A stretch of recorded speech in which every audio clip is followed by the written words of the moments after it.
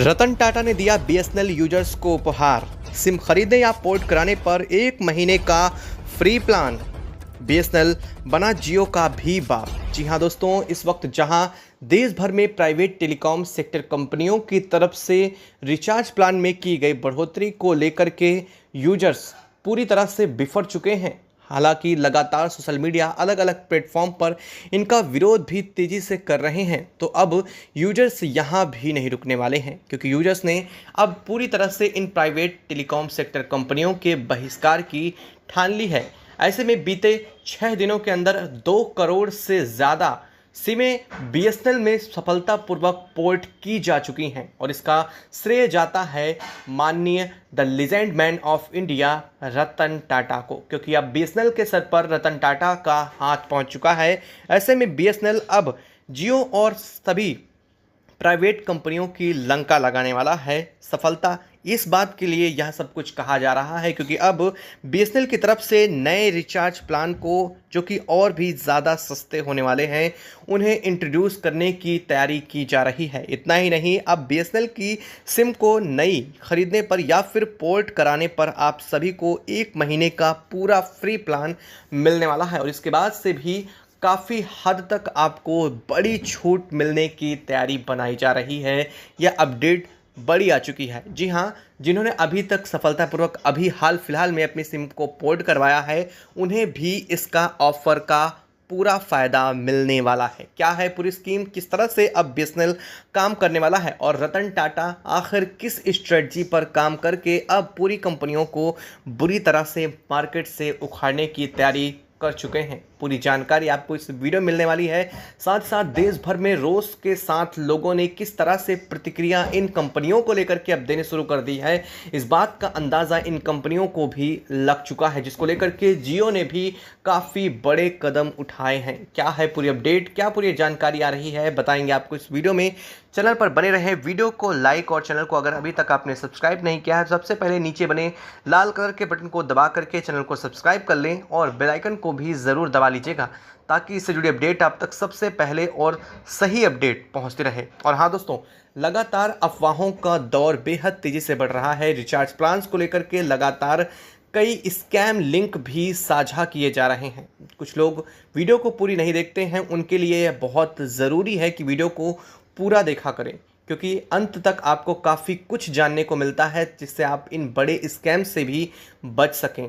दोस्तों, जहां एक तरफ रिचार्ज प्लान की लगातार बढ़ोतरी की जा रही है, जियो, एयरटेल और वोडाफोन आइडिया की तरफ से यह प्राइवेट कंपनियां कहीं ना कहीं अपनी मोनोपोली समझने लगी थीं। अब इनकी मोनोपोली पूरी तरह से उखड़ती हुई दिखाई दे रही है, क्योंकि मार्केट में इन सब का बाप एक बार फिर से बीएसएनएल लौट आया है। बीएसएनएल इस बार कुछ और नहीं बल्कि डाटा किंग के रूप में बन के आ रहा है। डाटा किंग कहने का मतलब यह साफ है कि अब बीएसएनएल में अब तक का सबसे सस्ता और सबसे बेहतर डाटा देने की तैयारी चल रही है, क्योंकि अब इस मामले की बागडोर जो है और बीएसएनएल की बागडोर जो है वो रतन टाटा ने अपने हाथों में ले ली है। ऐसे में यूजर्स की बल्ले बल्ले होने वाली है।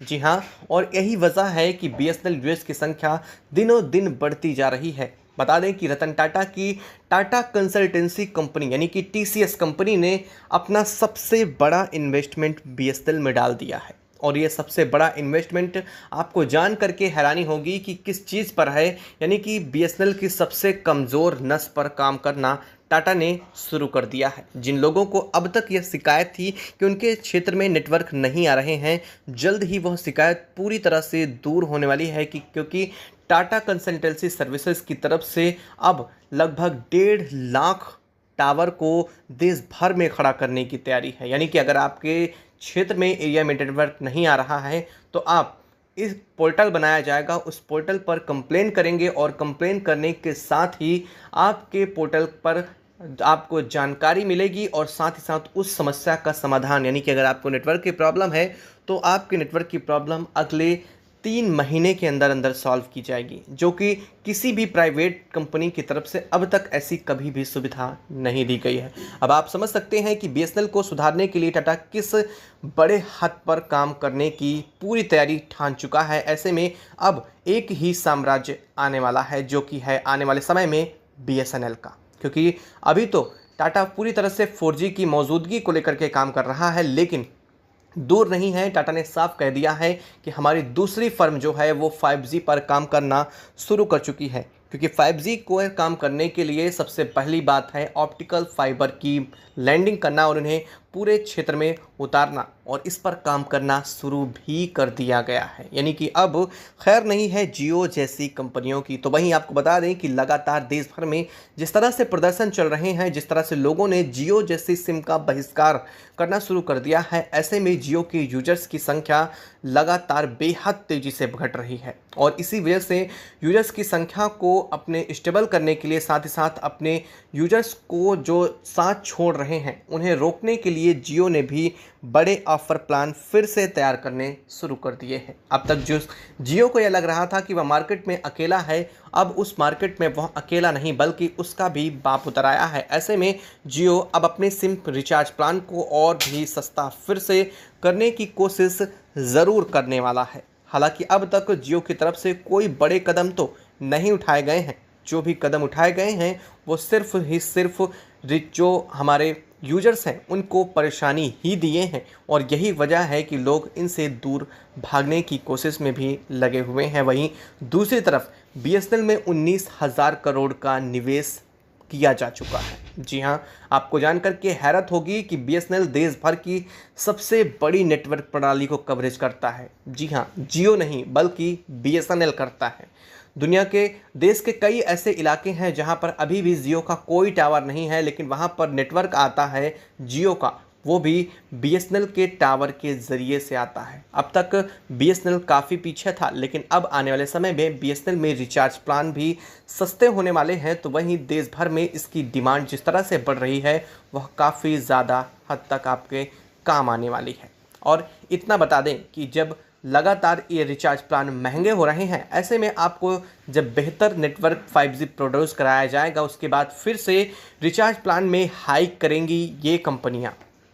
यानी कि जो प्राइवेट टेलीकॉम सेक्टर के कंपनियां हैं वो जैसे ही 5G को इंट्रोड्यूस करने वाली हैं और जैसे ही सभी एरिया में 5G कम्प्लीटली पहुंच जाता है, इसके साथ ही एक बार फिर से रिचार्ज प्लान को महंगा किया जाएगा।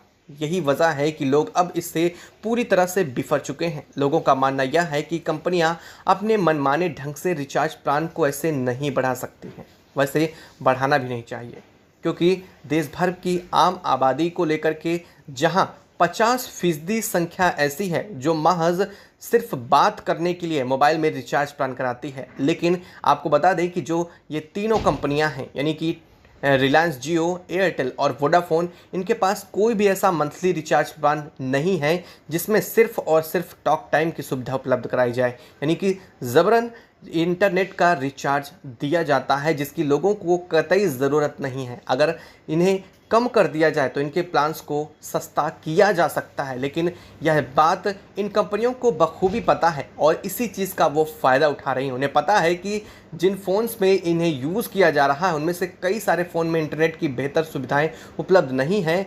ऐसे में इनके रिचार्ज प्लान में जो दिए जा रहे मोबाइल नेटवर्क में जो डाटा है वो पूरी तरह से यूज़ नहीं हो पाएगा और वो महीने के अंत में जाकर के पूरी तरह से लैप्स हो जाएगा और इसका फ़ायदा सीधा सीधा मिलेगा इन कंपनियों को। यानी कि जो बंदा रिचार्ज करवा रहा है उसे उसका फ़ायदा भी नहीं मिलेगा और वह उस रिचार्ज के पैसे भी दे रहा है। अब यह बात साफ हो रही है। हालांकि इसको लेकर के लोगों की मांग ज़रूर थी, लेकिन इन कंपनियों ने बिल्कुल भी इस मामले में ध्यान नहीं दिया है। वजह साफ है कि कंपनियों का सीधा उद्देश्य है कि लोगों से जितना ज़्यादा से ज़्यादा पैसों की उगाही की जा सके वो करने की कोशिश में लगी हुई हैं। आपको क्या लगता है, क्या वास्तव में ये कंपनियां का बहिष्कार करना बिल्कुल सही किया जा रहा है या फिर BSNL की तरफ जा कर के लोग गलती कर रहे हैं? आपको क्या लगता है? वैसे मेरा मानना तो यही है कि BSNL को अब एक फिर से अपना छत्र साम्राज्य खड़ा करना चाहिए और BSNL देश की सरकारी कंपनी होने की वजह से अब तक जो वो करती आई है वो कोई भी नहीं किया है। क्योंकि सेना के क्षेत्र में भी देख लें तो सिर्फ और सिर्फ अकेली मात्र BSNL है जहां पर नेगेटिव इम्पैक्ट होने के कारण, यानी कि वहाँ पर उसे बिल्कुल भी फ़ायदा नहीं है। इसके बावजूद बीएसएनएल वहीं काम कर रही है, बाकी कंपनियाँ वहाँ बिल्कुल भी काम करने को ना तैयार हैं और ना ही सुरक्षा कारणों से उन्हें यह काम दिया जा सकता है। आप अपने विचार कमेंट बॉक्स में कमेंट करके ज़रूर बताइएगा कि आपको क्या लगता है, बीएसएनएल को साम्राज्य को बनना चाहिए या वापस आना चाहिए या नहीं। साथ ही वीडियो को लाइक और चैनल को अगर अभी तक सब्सक्राइब नहीं किया है तो सब्सक्राइब कर लें और बेल आइकन को भी ज़रूर दबा लें ताकि स्टूडियो अपडेट पल पल की खबर आप तक सबसे पहले पहुंचती रहे। जय हिंद दोस्तों।